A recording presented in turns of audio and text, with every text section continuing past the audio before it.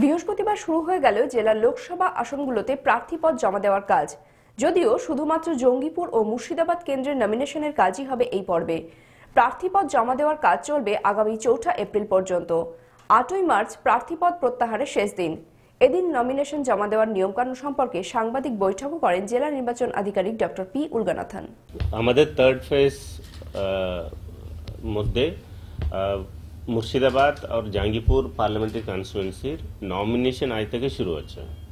Nomination date আছে 28 থেকে শুরু হবে আর 4 পর্যন্ত নমিনেশন ফাইল করতে পারে এনি পলিটিক্যাল পার্টি या इंडिपेंडेंट कैंडिडेट।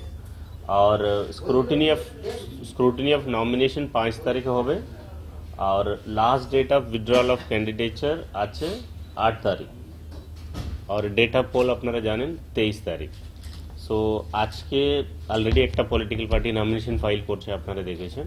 সো আজ থেকে এটা শুরু হলো অনলি ফর মুর্শিদাবাদ আর জাঙ্গিপুর, আর বেরামপুরের জন্য আলাদা ডেট আছে।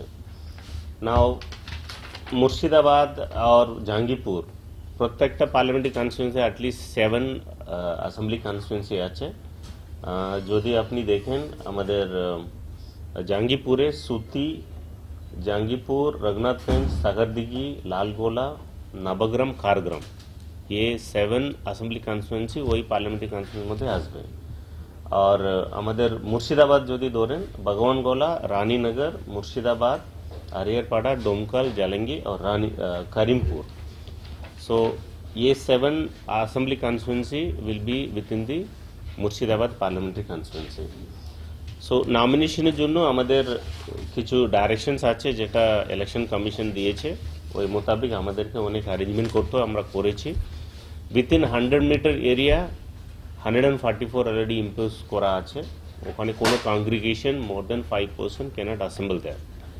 এনি পলিটিক্যাল পার্টি या এনি ক্যান্ডিডেট যদি নমিনেশন করতে আসেন, দ্য ক্যান্ডিডেট প্লাস 4 জন অ্যালাউড আছে।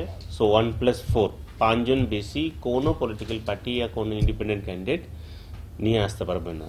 প্রপোজ যদি ইন্ডিপেন্ডেন্ট হলে প্রপোজ নিয়ে আসতে হবে, 10 জন নিয়ে আসতে হবে। ওকে, সো 144 এ আমরা এসব রেস্ট্রিকশন পরিষ্কার দিয়ে দিয়েছি। একটাই এন্ট্রান্স থাকবে, আপনারা দেখেছেন আমাদের অফিসের সামনে, ওখানে পুলিশ অ্যারেঞ্জমেন্ট করা আছে। প্রথমে যারা আসবে ওদের ডকুমেন্টগুলো আমরা একবার চেক করে নেব। আফটার দ্যাট আমাদের রিটার্নিং অফিসাররা যারা বিভিন্ন জায়গাতে আছেন ওখানে গিয়ে ওরা জমা দিতে পারবে। পুরো অ্যারেঞ্জমেন্ট করা আছে, সব জায়গাতে সিসিটিভি করা আছে। প্রত্যেকটা activity will be covered under video surveillance. So video camera will follow candidate, আমাদের অফিসার্স। আর টু ফেসিলিটেট দেম আমরা সার্চ মেশিন রেখেছি, ডিসিআর কাটার জন্য ব্যবস্থা রেখেছি, বসার জন্য বিভিন্ন রকম যা যা সাহায্য দেওয়া উচিত আমরা সবটাই দিয়েছি।